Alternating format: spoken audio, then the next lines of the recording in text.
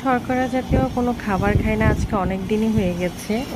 তাই আজকে ভাবলাম যেহেতু সবজি খেতে খেতে আর ইচ্ছে করছে না, তাই আজকে স্যুপ বানিয়ে নিয়েছি।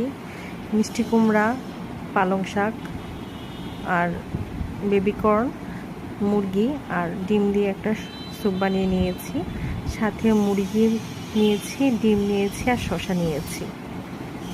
স্যুপটা খেতে আমরা দোকান থেকে যেমন প্যাকেট কিনি কর্ন স্যুপের, ঠিক সেম তেমনই হয়েছে খেতে, ঠিক মনের মতোই হয়েছে। আর এখানে সাথে নিয়েছি অ্যাপেল সিডার ভিনেগার, সাথে পিঙ্ক সল্ট আর হালকা গরম পানি মিলিয়ে নিয়েছি। আর এই হচ্ছে আজকে আমার দুপুরের লাঞ্চ। এখানে নিয়েছি প্রথম একটু রসুন কুচি আর পেঁয়াজ কুচি, প্রথমে একটু ভেজে নিয়েছি। তার মধ্যে মিষ্টি কুমড়া, পুঁই শাক আর মুরগিটা একটু ভেজে নিয়েছি।